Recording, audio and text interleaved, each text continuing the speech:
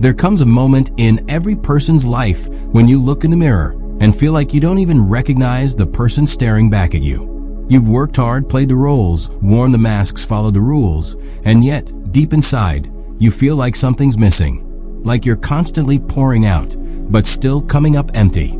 You smile on the outside, but inside, you're tired. Tired of trying so hard. Tired of pretending you're okay. Tired of feeling like you have to earn your place, prove your worth, and hide your wounds. And if that's you, if you're feeling overwhelmed, forgotten, or just unsure of who you really are, I want you to know something. You are not alone. And more importantly, you are not lost. You are seen. You are chosen. And the very pain you've endured is not a mark of failure. It's a mark of purpose. The oil in your life, the wisdom, the compassion, the depth in your eyes didn't come from comfort. It came from pressure, from moments that crushed you, from seasons that nearly broke you. But that pressing brought something sacred out of you. You may not have recognized it at the time, but everything you've walked through was shaping something divine within you.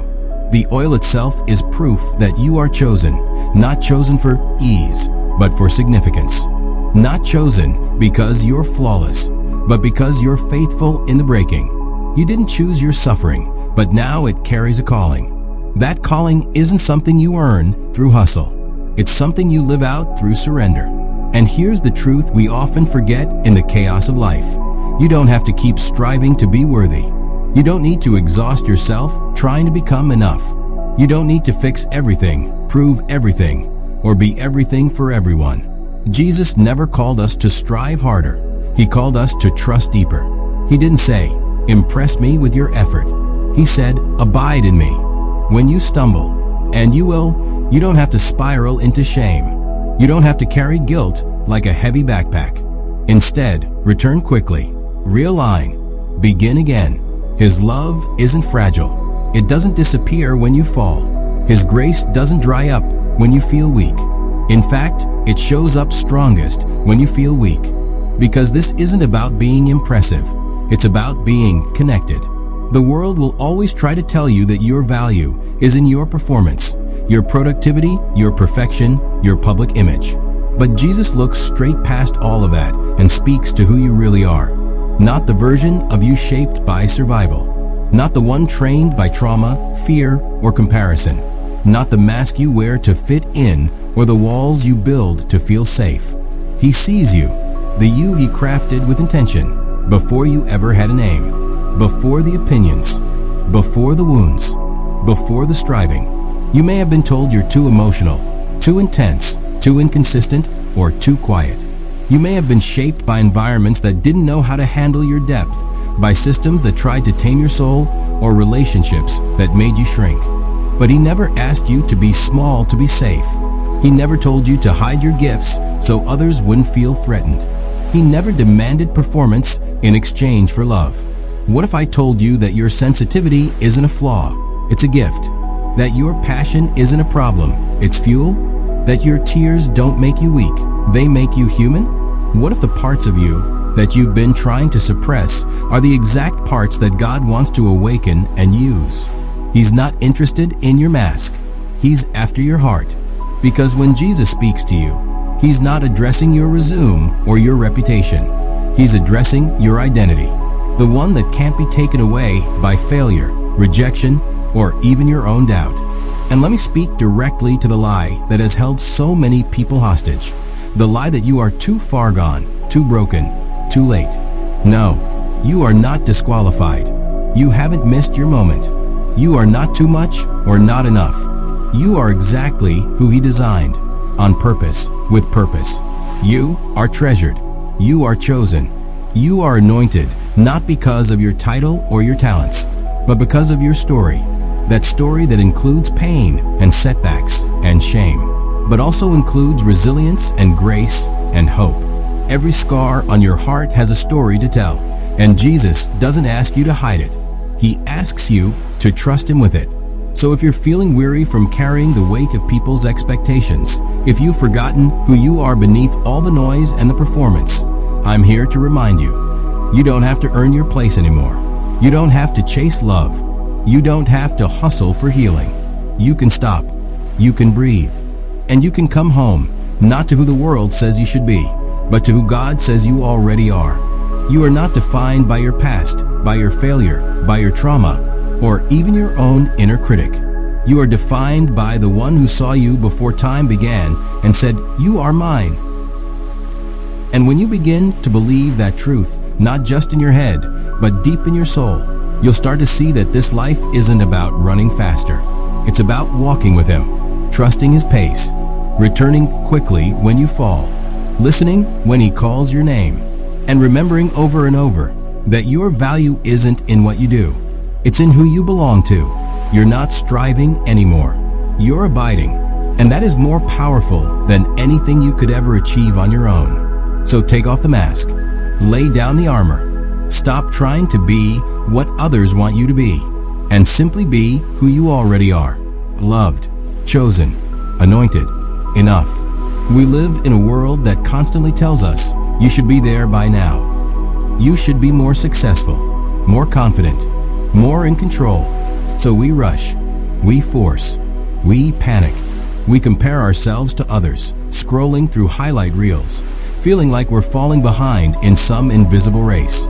And when life doesn't unfold the way we expected, when prayers go unanswered, dreams delay, or doors close, we feel abandoned, confused, maybe even betrayed by the very God we thought was guiding us. But what if I told you that the waiting isn't a punishment, it's preparation? That God isn't withholding from you, He's protecting you. Timing in the kingdom isn't about speed. It's about trust. It's about being shaped for what you're asking for, not just receiving it quickly. There are things you're praying for right now that you aren't ready to carry yet. Not because you're not enough, but because God cares too much to let the blessing crush you. He would rather delay the gift than let it destroy your soul. And while you're in the waiting, He's not sitting silently, indifferent. He's working beneath the surface. He's building strength in your character. He's softening your heart. He's aligning your desires to His will, not to punish you, but to preserve your purpose. Some of the greatest breakthroughs don't come when your life changes, but when you change, when your heart opens, when your expectations shift, when you stop striving and start surrendering. That's when the miracle happens, not always around you, but within you. But I get it. It's hard. Waiting can feel like silence, like God forgot, like maybe He changed His mind. And in that stillness, it's easy to lose hope. But Jesus never promised comfort. He promised presence. He promised that even in the delay, you're not alone. That even in your confusion, He's close. That even when you don't understand what's happening, you can still rest in who is with you. When you let go of your need for control, you make space for peace. Real peace. The kind that doesn't depend on circumstances. The kind that stays steady even in the storm. Because peace doesn't come from a perfect plan. It comes from perfect trust. Jesus never rushed people into their calling. He didn't say, "Figure it all out first, and then I'll use you." No, He called people while they were still figuring it out. While they were still doubting, still healing, still learning to trust. Because God doesn't call the qualified. He qualifies the called. And the moment you say, "Here I am," even with trembling hands and an unsure heart, He says, "That's all I need." Your willingness is the doorway to divine power. Your surrender is the soil where purpose takes root. So if you're feeling like your life has been stuck, like your prayers are bouncing off the ceiling, like you're waiting for something bigger to begin, you don't need to wait anymore. Begin now, not with perfection, but with presence. Begin with a simple yes. Begin by believing that your broken pieces are not a barrier to God's purpose. They are the beginning of it. You don't need to have it all together. You just need to be open. Open to healing. Open to stillness. Open to being used. Right here, right now. Because the most powerful people in the kingdom aren't the loudest.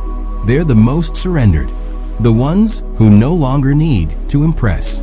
The ones who no longer hide. The ones who've been through the pressing and now carry the oil. That oil is your authority. That voice inside you, once silenced by fear, is now rising with clarity. That hesitation is giving way to holy confidence. You are not here by accident. You are here because this moment is pregnant with purpose. So take the pressure off. Take the timeline off. Take the shame off. Let go of what you thought it had to look like. Let God lead you moment by moment, step by step. He's not in a rush, and neither should you be. He's more concerned about who you're becoming than what you're achieving. So slow down, be still, listen, trust, and say yes. Because your story is just beginning, and your surrender is setting the stage for a life far greater than anything you could ever build on your own.